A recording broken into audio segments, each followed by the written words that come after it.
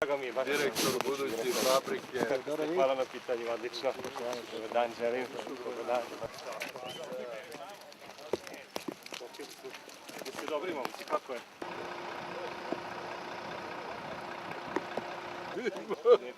Ovog da znaš na predaci vrtu moraš.